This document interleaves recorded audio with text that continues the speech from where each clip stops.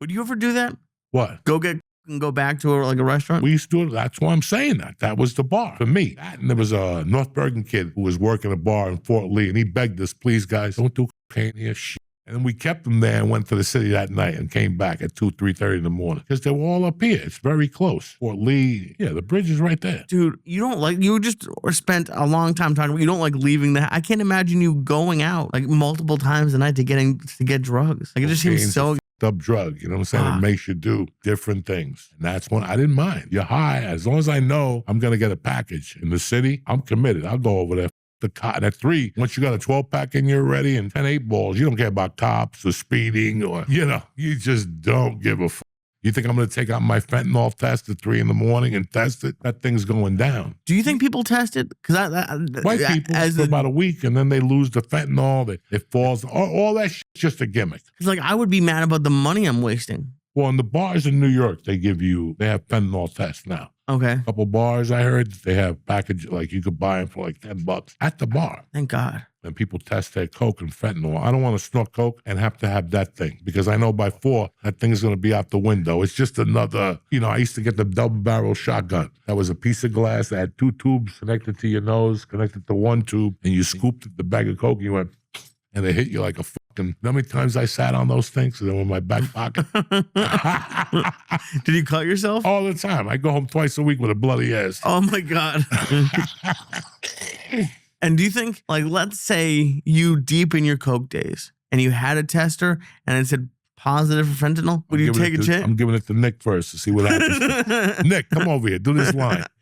Oh my God. You didn't do one? No. I did it before. Go ahead. Do that line. If Nick falls over, I just hit the door. That's it. Nobody knows nothing. You dial 911 in the car. There's a kid up there acting funny. He's bleeding from his nose. I don't know nothing.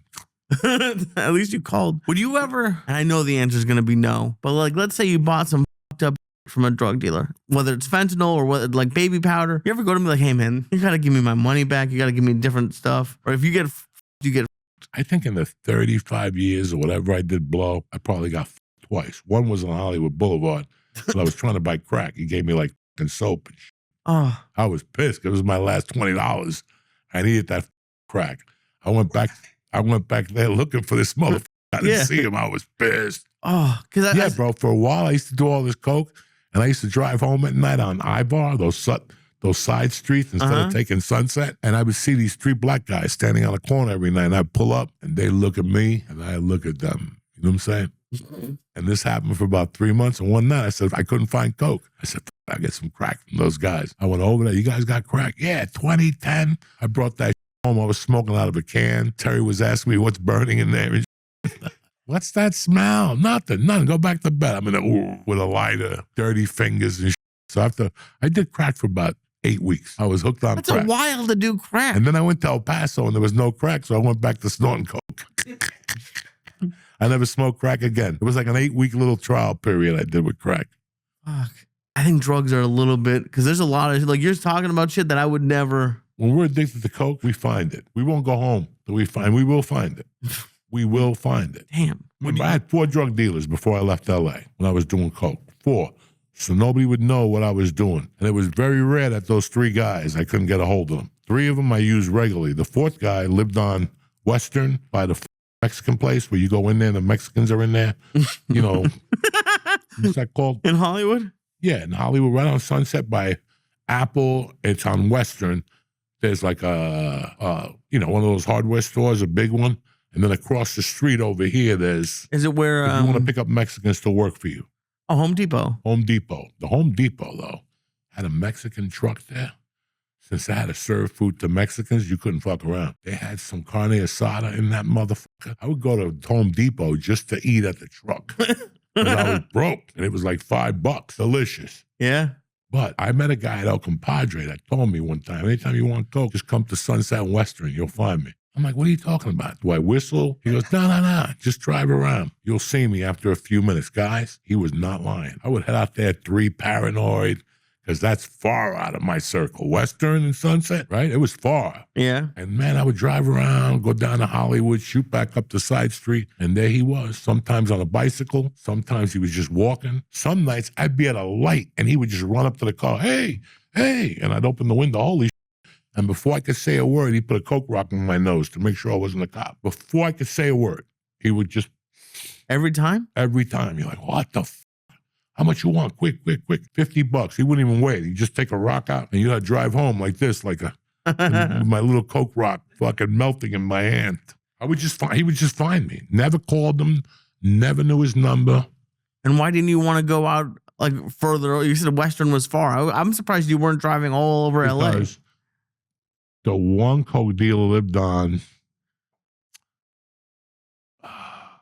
you know where the Whataburgers is? In and Out? No. The fucking Wahlbergs. They had a stand. They had a hot hamburger place, the Wahlbergs. It was, I forget the street now, but he was there, which was 2 blocks from anywhere I lived in Hollywood. I had the Armenian, which he hung out at El Compadre, and I could call him and go up to Glendale. And then I had Martel Cartel. No, that's Dante Money. And then I had the white guy.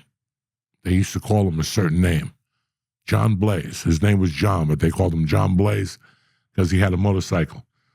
He had the worst Coke. Nah, I had another guy too that was a comedian that had really bad Coke and they were friends. If I didn't want to get in the car and go to that dude's house, I would just call John Blaze, but I have to wait till 2:15. He had to get off. He bartended. And he would come to my house with a motorcycle. And one night he was delivering me Coke at 4 a.m. We're talking, I'm paranoid as shit. And all of a sudden I hear, like his car. And I'm right there on that block before sunset. His car is doing like 90. By the YMCA in Hollywood. Right. Had the side street, not Sunset. Just did 90 and another cop was shooting at him. Damn. And we were like, all right, time to go upstairs. That's fucked up. An addiction to drug. Listen, a couple of weeks ago I did Rogan and we spoke about me putting chlorine on my dick. Yep. When I would go to the piss test. What would possess you to do that? Not going to jail. No. No? It's an addiction. I didn't want to go to jail. So I didn't want to give him a hot because then I would have to stop snorting Coke. But what else would made you put dick on, Drano on your dick? What makes you do these things? What makes a 27-year-old kid drink a bottle of vinegar? White wine vinegar with Gatorade. That's addiction, man. And that's not good. That's not good. So people always say, I'm addicted to food. No, you're not, because you're not eating cheeseburgers at 2 a.m. and then going to bed for 2 hours and waking up at 4 and then getting up at 6 and eating another cheeseburger. I did some fucked up shit, but the drugs thing, I did. I trust me. I there were times, and mine, it's so boring as a food guy. I was just about to say, like at 4 a.m, you go get Taco Bell after you've had dinner. It's not good, but it's a lot easier and more I can just go to any store, any drive-through. I've never once in my whole life done anything with a drug dealer. I've done tons of but every story I hear about people dealing with drug dealers sounds terrible. They don't pick up the phone. They're never there. Their family. They fuck their family. That's not what I've heard for people about drug dealers. I haven't snorted Coke for 18 years. I still talk to the Armenian. I still talk to Black D on a regular. Black D calls me, how you doing? What's going on with acting? They were my friends. And then my ugly addiction, but we were never on bad terms. He was always a good drug dealer. I don't think that's normal, though. It is normal because I was a Coke fiend, not an occasional user. So now I was a regular. He could count on for me to call him 5 nights a week. Some nights I didn't have money, he'd get pissed, but he'd still give it to me. Would he ever give you a deal, or is the price the price? Price is the price. Okay. But you know how I met the Martel Cartel?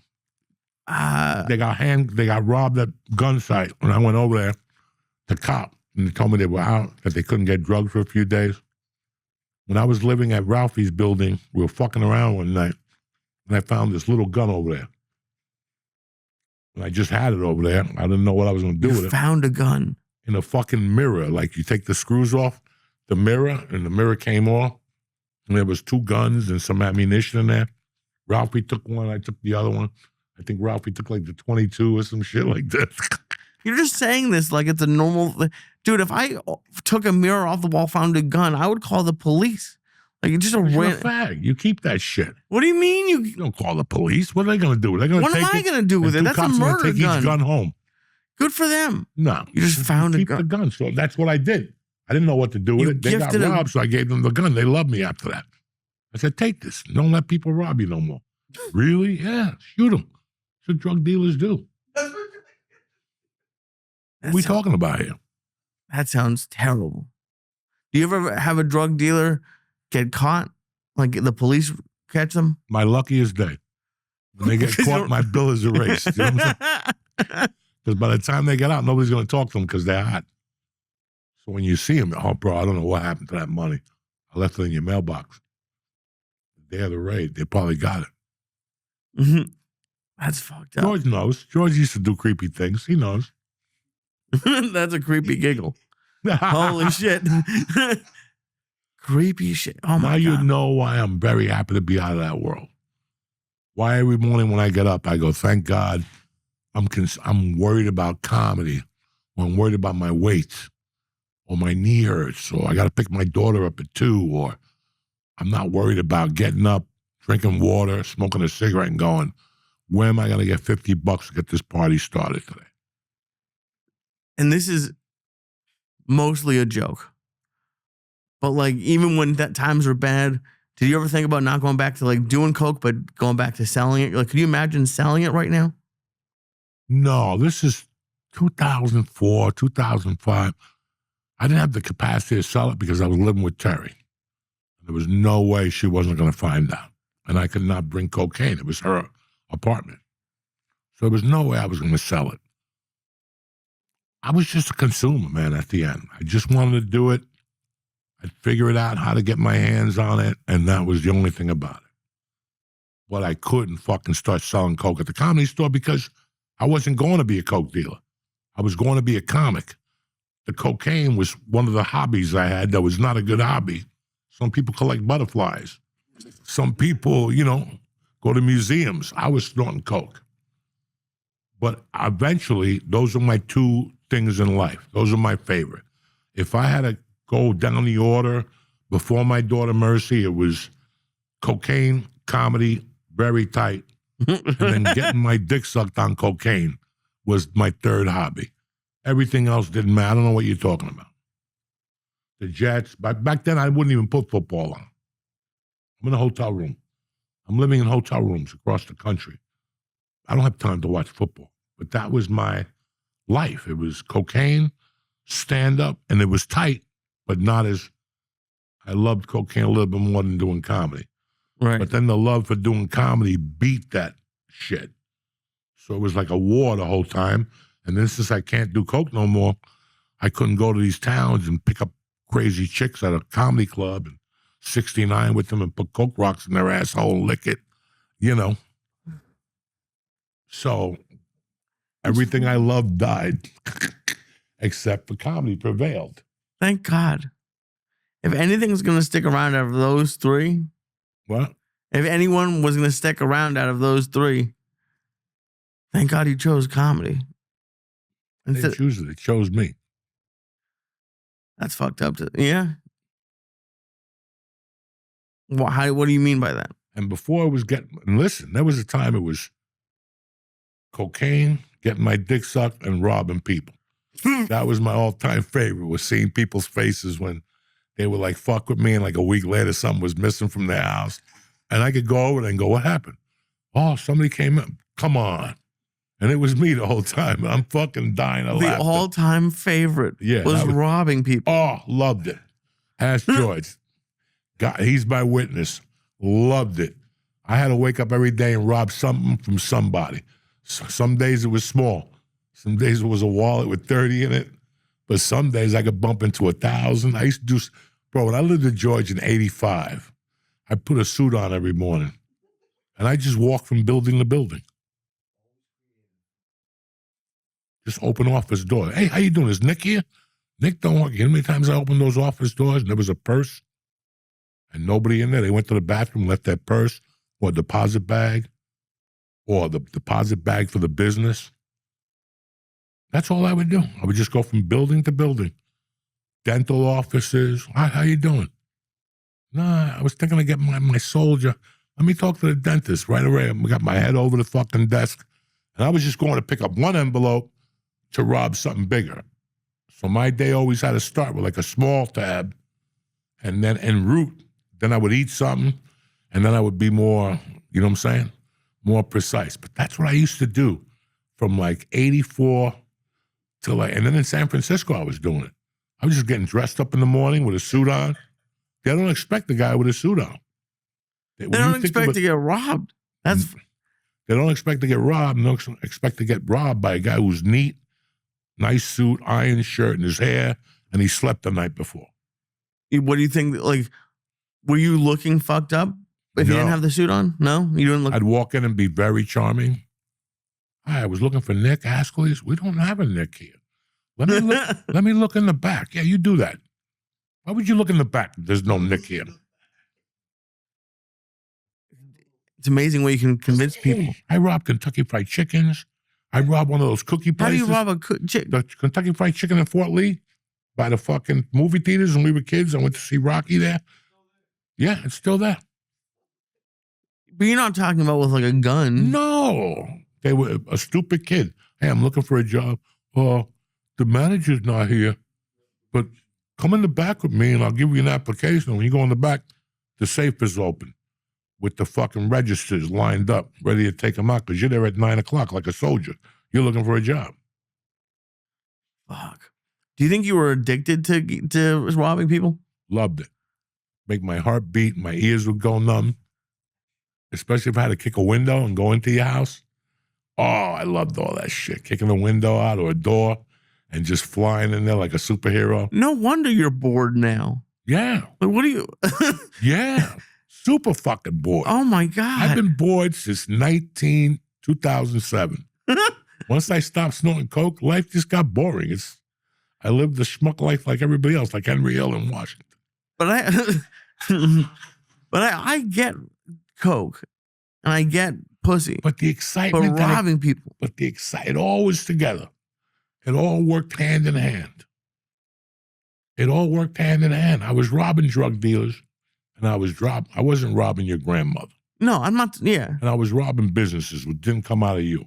Listen, this is a safe space. There's no judgment here.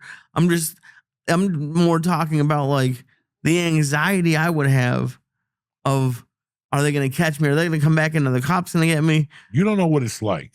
No. To rob something. Stop and get weed. Get into a hotel room because you're living like a doctor. You just made $2,000. You're in the city. You know, only there for one night. You're like, Mr. Diaz here. You know, you got no money. You got $1,800. You robbed the gas station. Dude. But just that night alone, after I showered and I got dinner and I got real high, think how I felt. Good. But I liked that feeling. I enjoyed that feeling of being paranoid that I miss a spot, that I leave my fingerprints, that I leave fingerprints on the window, that somebody see me. It was 2 or 3 nights of that. That sounds like, but you said you do it every day. So it's like just every day you're more anxious. If I rob something big, like when I leave here at night, I got to go on Tunley Avenue to hit whatever and make a left by Dairy Queen, by Old Chance. There's an appliance store on the corner there. I remember one day I was delivering for them. A buddy of mine had the job and he needed a helper for the day. I was just there for the day. I go in with him. We eat at the fucking diner, whatever that is, the Yankee Diner, Yankee Tower. We go to some place. I think I filled them in like 3 times. All 3 times I robbed something major. So one time we went to drop like a refrigerator off at another appliance store, and they had their deposit bag out. And I think I got them for like 3 G's. Damn. Bunch of checks, but 3 G's in cash. We got back to the furniture store. They're like, guys, did you happen to rob? And we're like, no. Did you by chance? And I'm with Mike Ronnie. He'd always take the blame for me. So he go, no, I didn't. And then when we were alone, did you really rob him, Joey? No, I wouldn't tell him anything until we got home that night. And then that night I go, you going out tonight? Here's $400. You robbed him, you bad motherfucker. I knew you robbed him. Yeah. Holy shit. Another time I went in there and we went to pick up something at a place. They left 30 air conditioners out. I go, Mike, I'm not leaving without 5 of them. He's like, I'm going to lose my job. Mike, I'm taking 5 of them. All right, you better take the fucking blame. I'm not taking the blame for you. Don't. He was talking, and I kept loading air conditioners in there. They were like those portable air conditioners. I put about 20 in there. Everybody on Kennedy Boulevard bought one of those air conditioners. The number one guy, Nick bought 2 of them. $100 a piece. We didn't even take them home to unlock them. We just drove them right to fucking Kennedy Boulevard. Hashway bought one. Somebody at the store bought one for their fucking office. Before that night, air conditioners were gone.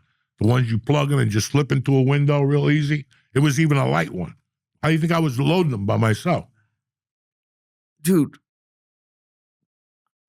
I can't fathom how and doing coke, which I've heard makes you nervous. Like, it's not like a. But when I was robbing, I wasn't doing coke. I was always on the up and up because I wanted to be in the game.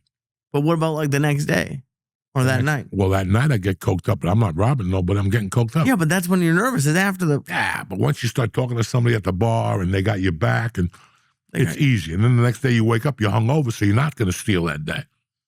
But you're not going to steal until that money starts running low. But that's what I. And once you get down to it, remember in Goodfellas when he goes, we robbed, and when that money ran out, we robbed. We robbed. We robbed. We robbed. And that's the level you're working at. Every once in a while, I go, I can't keep doing this. I'll get a job. And then I get a job, and in training, I just go, I'm not doing this for $8 an hour. And sure enough, there was always a deposit bag somewhere, so I took that to go. They didn't even have my real name. I used all those, what was that? There was a chain in Fort Lee and Cliffside, like it's the same restaurant. And I applied there for a sous chef, and the guy's like, nah. We're going to make you a chef. I went there for like 3 days. They had me cutting shit. And on the way out one day, there it was. The register was right there for Papa. I just cleaned them out and left. Am I embarrassed? There was no cameras back then. No, Lee, not even a fucking itch of a fucking camera. So they couldn't. I remember going in San Francisco. I went to the American Bartender School in New York. And I got to San Francisco, I can't find a job. And one day I go, fuck it. I looked into the yellow page, there's an American Bartender School, and it's right in downtown San Francisco, maybe a mile from where I live. I was flat broke. I walked over there. And I went upstairs like an animal with a shirt and a suit. And I'm like, I've been here for 3 months, and you guys haven't got me a job, bro. By the time I got back to the hotel gave me slips. Like, you got like 3 interviews. One, I'll never forget this. One was for a Mexican bar, guys, that was the size of this fucking block. Damn. In 1985, I could not get a job. I walk in, I ask for Chucho, whatever his name is. I still remember his name. He gives me the application. I fill it out. Guy comes up to me, and he goes, listen, I'm not looking for bartenders right now, He goes, where'd you work before? And I had all these fake New York City, Corkies. Anybody I knew, I would just put them down. But when he lifted the application up, he looked at something. And he goes, can you give me a minute? And I go, yeah. And he goes, just sit over there. You want water or anything? I go, yeah, I'll take a water. Guy comes back and he goes, that's the weirdest thing. I've been in this country for 30 years, and I've never met somebody who's got my name. And I go, what's your name? He goes, Jose Diaz.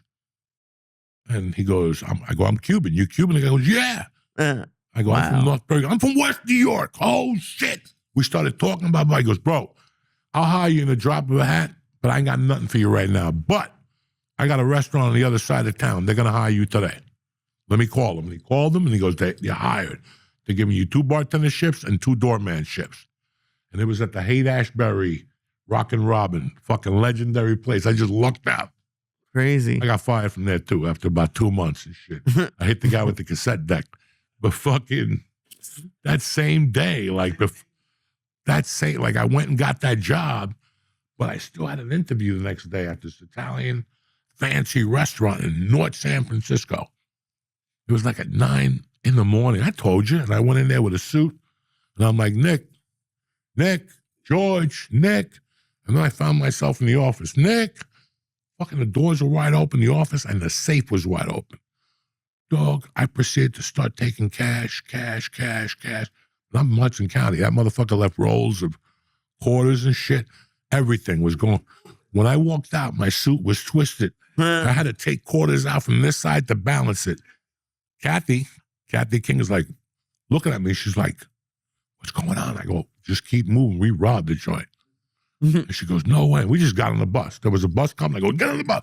We just got on the bus. And I remember sitting in the back taking money. I was like $2,000, but to me, that was $1 million. Right. You know? And I'll never forget that. We took it all out. She's counting it. We're like in a side seat. We're counting it. I put it away, and some kid comes up and he goes, oh, look, I found a $20 bill. I wanted to kill that kid. That was my 20. That was my fucking 20. But I couldn't prove it. I didn't want to cause a fucking fight. I just robbed the guy. But I used to do, that was the luck I had. It was a thief's luck. And it's a low-life luck.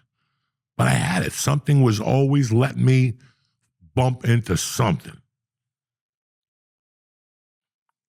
I'd love to tell you that I wouldn't. I can't imagine. Like, I would love to do it. The fucking robbing pussy juice. What? When you have, a rash infection, a yeast infection, in Harlem, all those Puerto Rican girls get those yeast infections.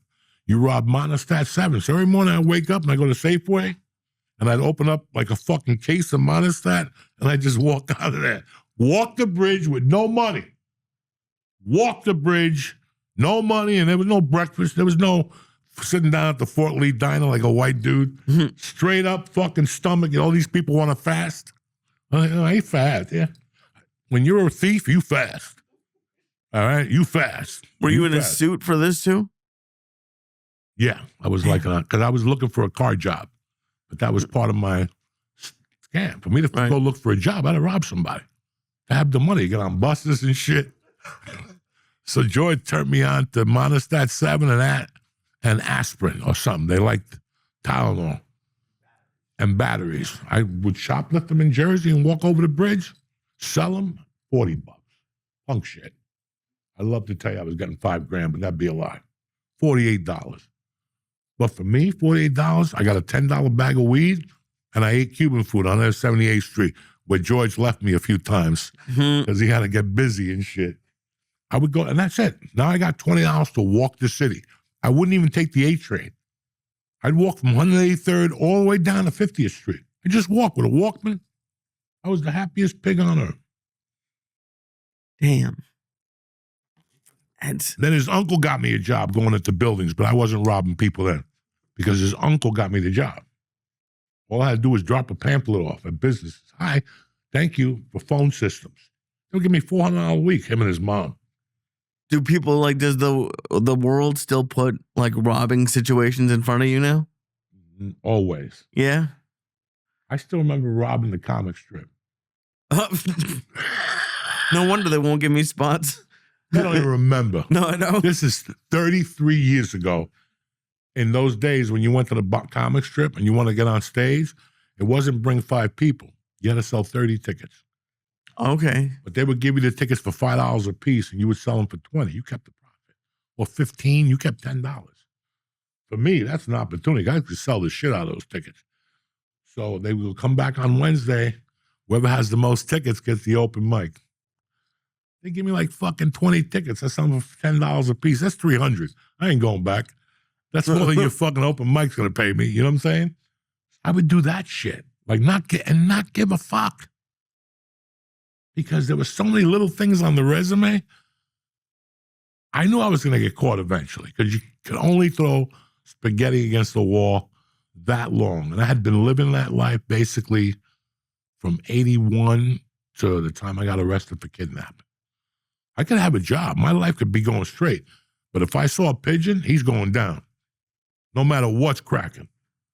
No matter what is cracking. If I see a pigeon, I don't care if I'm in a monastery, fucking blending holy water. If on the walk to the monastery, I see a nun with 2 G's in the pocket, she would go down. Am I embarrassed about saying this? I really, really am.